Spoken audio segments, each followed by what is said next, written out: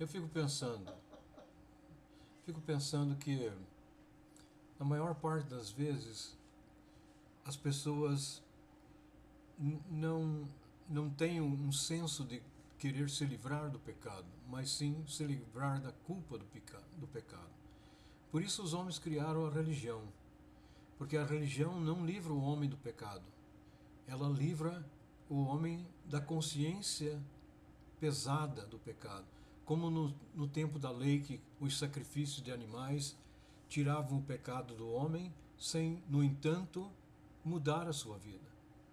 Eu fico pensando quantas vezes hoje as pessoas falam assim: oh, sexta-feira é o dia da ceia do Senhor.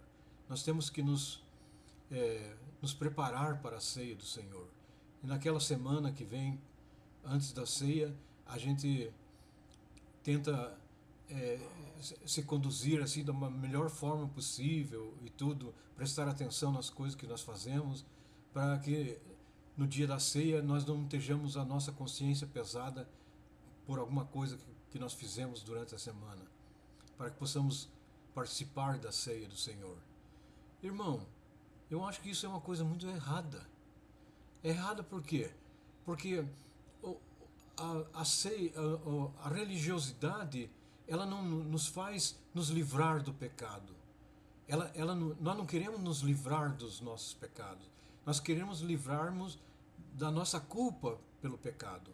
Então nós fazemos isso como os judeus faziam no tempo da lei, quando era estabelecido pelo Senhor durante o Yom Kippur, a festa de Yom Kippur, que era o tempo em que o sumo sacerdote fazia expiação pelo pecado do povo. Naquele mês, no dia 10 daquele mês, eles celebravam o Yom Kippur. E nos 10 primeiros dias do mês, eles faziam penitência, eles procuravam, como nós fazemos antes da ceia. E até para que pudesse, no Yom Kippur, eles pudessem ser perdoados pelos seus pecados que tinham cometido durante o ano todo. Assim também somos nós. A religião hoje, ela não está mudando as pessoas. Ela está só dando um senso de relief, de alívio para os nossos pecados. Mas nós precisamos entender que nós devemos deixar para trás o que é velho. Jesus falou assim, não se pode colocar, não adianta colocar um remendo de roupa nova num vestido velho. E nem tampouco colocar vinho novo em odres velho, porque isso não funciona. Por que não funciona? Porque você tem que se tornar um ser novo. Você tem que deixar que Deus trabalhe na tua vida, de maneira que aquela pessoa que você conheceu uma vez, que chamas você nunca mais se lembre dela. Que ela já seja uma outra pessoa. Uma pessoa estranha para você. Alguém que você conheceu no passado, mas agora você não conhece mais, porque você se tornou uma nova criatura. Esse é o propósito de Deus no Novo Testamento. Tornar o homem semelhante ao seu Senhor. Não foi isso o propósito inicial da obra de Deus? Fazer o homem à imagem e semelhança de Deus? Este é o propósito que permanece. Ainda que o homem tenha se tornado o monstro que se tornou hoje, porque nós estamos vendo coisas monstruosas sendo feitas e parece que não existe nenhuma empatia em nós como seres humanos. Estamos vivendo uma vida de dia a dia como se nada estivesse acontecendo, quando ao nosso redor tudo está nos mostrando que nós estamos debaixo de um eminente julgamento de Deus, porque estamos fazendo justamente aquilo que a Bíblia diz, comendo, bebendo e casando e fazendo essas coisas sem nos preocuparmos com o juízo de Deus, achando que a vida, se ela está boa para mim, está tudo bem. Mas e as outras pessoas? Você foi criado um indivíduo singular? Ou Deus criou a humanidade? Se Deus criou a humanidade, você faz parte da humanidade. E qualquer outro que esteja sofrendo nesse momento, qualquer outro que esteja sendo injustiçado nesse momento, está sendo injustiçado e sofrendo, e é o teu sofrimento. Você não pode se desprender de tudo isso sem ter responsabilidade.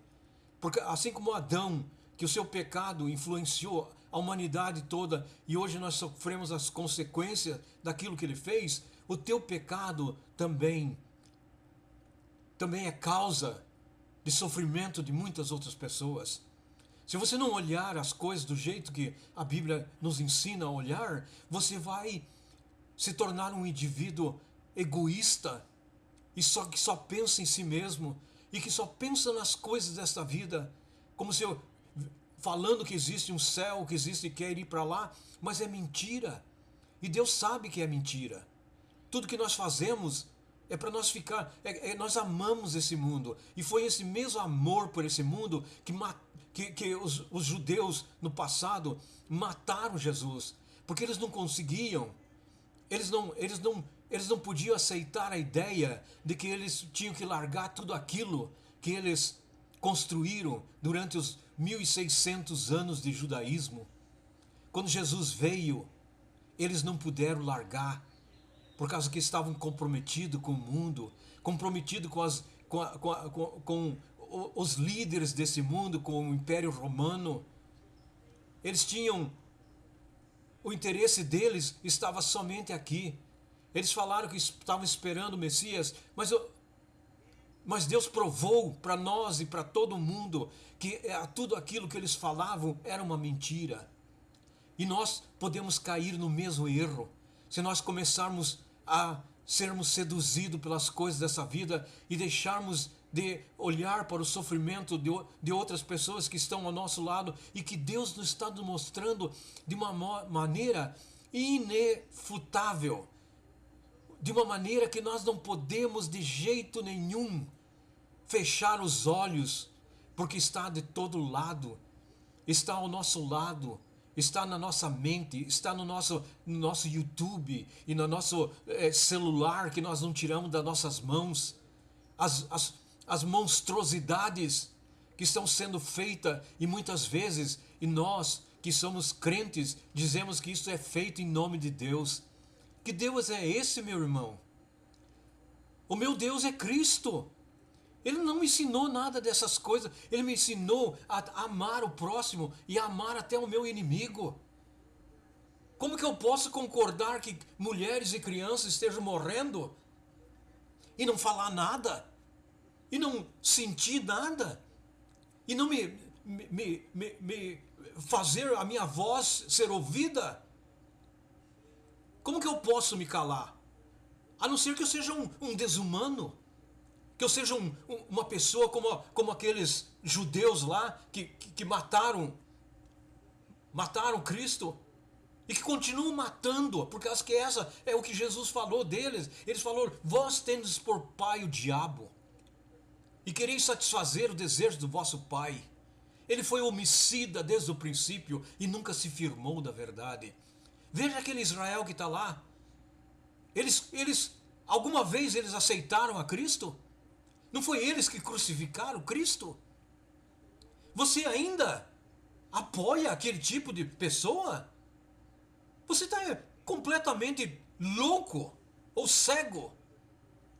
Se você pensa que Deus vai justificá-lo, que você está sendo justificado por estar compartilhando com assassinos e pessoas que são inimigos de Deus, porque a palavra Satanás quer dizer inimigo. Eles são inimigos de Cristo. Israel se tornou inimigo de Cristo, inimigo de Deus, porque não tem nem o filho nem o pai. Porque aquele que nega o filho também não tem o pai. Como dizer que aqueles são filhos de Deus? Ou que tem alguma coisa com Deus? Quem não tem o filho também não tem o pai. E se você apoiar, você vai ficar do lado errado. Porque as tuas mãos embora não pareça estar coberta de sangue, elas estão sendo contaminadas pela tua maneira de pensar. Porque você não precisa estar lá matando aquelas crianças. Você só precisa concordar com eles. É isso que Deus vai requerer da tua mão. Porque naquele dia vai haver dois grupos. Dois grupos somente. Um grupo à direita e um grupo à esquerda.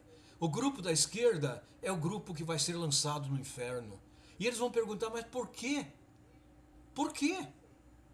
Quando é que nós fizemos tal coisa? Quando vocês deixaram de ouvir o clamor daquelas crianças. Quando vocês não fecharam os olhos para não ver os crimes de Israel. Do monstro que hoje, pela Bíblia, ele é chamado, João chamou ele de Apolion e Abaddon, o destruidor. Porque o destruidor, ele só vem para matar, roubar e destruir. E esta é a obra do destruidor. E se você não quiser aceitar isso, é porque alguma coisa está errada com você. Alguma coisa está muito, muito, muito errada com você. Você deixou de ser um ser humano. Você deixou de ser um ser racional. Você deixou de ter alguma coisa que ainda pertença a Deus em você. Os teus interesses não são mais os interesses pela vida, mas você está caminhando num caminho de morte. E Deus vai te mostrar, como Ele mostrou para aquela gente no passado, no Israel passado, que dizia ser servo de Deus. Mas Deus mostrou a verdade. Eles foram condenados e destruídos por causa do que eles eram, da mentira, do engano, da hipocrisia. As mulheres piedosas acabaram comendo seus próprios filhos. Deus causou um distress na vida deles para mostrar para eles quem realmente eles eram. Eles assassinaram o Senhor. Sabe por que eles assassinaram o Senhor? Porque eles não eram povo de Deus. Porque eles eram assassinos, filhos de Satanás. Como o Senhor disse, vós tendes por pai o diabo. Meu irmão, tome cuidado. Tome cuidado com a tua posição, porque a tua posição é que vai te colocar à direita ou à esquerda do Senhor. Eu rogo que você abra os teus olhos enquanto ainda há tempo, porque o juízo está sobre nós. O machado de Deus já está posto à raiz de toda árvore, para cortar aquilo que não produz, aquilo que não dá fruto.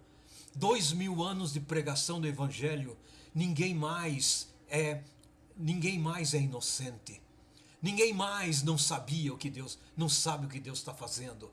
Ninguém mais pode dizer, eu não sabia. Nós somos culpados, e nós que dizemos que conhecemos ao Senhor, é que vamos levar o maior peso do julgamento. Por quê? Porque nós dizemos que conhecemos o Senhor. Eu deixo esse áudio aqui com você como um alerta, como uma pessoa que ainda tem compaixão da tua alma. Porque se eu não tiver compaixão da tua alma, eu seria um monstro. Mas eu deixo com você isso. E que Deus te abençoe. E que você possa ouvir estas palavras.